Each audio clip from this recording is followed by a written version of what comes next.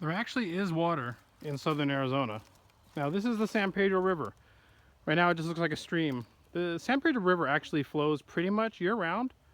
Sometimes it's a lot thinner than this and it's really just a trickle. And at other times it literally is full from the top across to the height of that bank right there. In fact, the river is sometimes powerful enough to be washing away parts of the ruins of Charleston. It's really nice to see water in the desert like this until you realize you have to cross it and your damn boot has a giant hole in it. Oh well, that's just part of the deal. This is why that cemetery is there. That's a part of an adobe wall. This is part of a building which is part of the town of Charleston, Arizona. As you can see, it's right on the edge of the river, about ready to fall in, as is a bunch of what was left of the town, although there's more of it back behind it.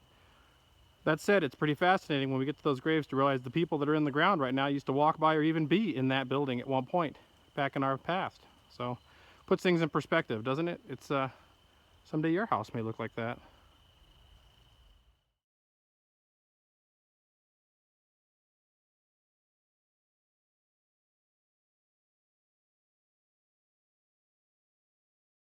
Talked about this in a previous video, but this is one of the locations that in World War II troops from Fort Huachuca did cliff scaling training right here, preparing for invasions.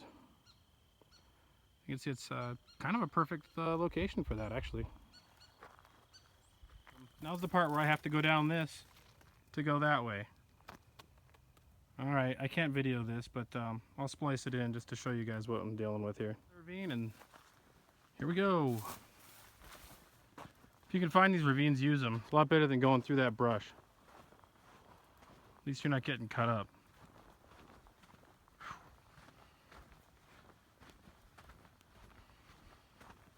Well, here's what the terrain, well, not even the terrain, just the brush is like out here.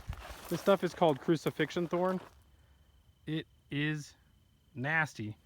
Best use of Vignette gloves ever. Backhand this stuff out of the way. This stuff will tear you up, guys.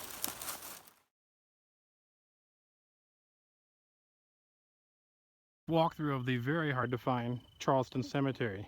This is beyond forgotten. There's a couple iron cribs left. That was a grave at one point. Some more graves there. It looks like piles of rocks, but that's what that is. That was probably a children's grave. Another grave there. Know that there's about 20 people actually buried here, as I understand it. A number of kids that drowned in the San Pedro River nearby. Some prominent families, for example.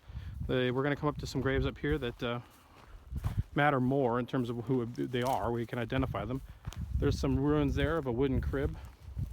They would frequently decorate graves in the 1800s by putting some sort of crib around them. If you had more money, you would use iron, like we just saw. This one was wood, and as you can tell, it is not intact anymore. This wood's been here since 1880 something. This would have been right here, a grave somewhere around here. These are two of the major posts. Cross bits right there, you can see by the white paint that's still listed, essentially still on that wood right now. That was probably a cross, actually. Not much left of it. More of the crib itself, totally in ruins. And then this here is the Howell grave. Howell was the grandfather of John Slaughter's wife. John Slaughter was a prominent sheriff and rancher in the Tombstone area, southeast Arizona. His ranch is still intact as a historical monument. It's absolutely beautiful and worth visiting. And this grave is related to him. As you can see, they had money. Money meant you could make a grave like this. This wrought iron work was expensive at the time. This was not cheap. So if you could afford it, you would do it. This used to have a prominent headstone in it made out of marble. As I understand it, the headstone was stolen in the 1960s and showed up at a garage sale. I don't know if anyone was ever prosecuted for it, but the headstone never made it back. There was another grave there. This is where the headstone used to be for Mr. Howell. Damn shame. Here's another cross bit left right there. More cross bits right there and bits of crib.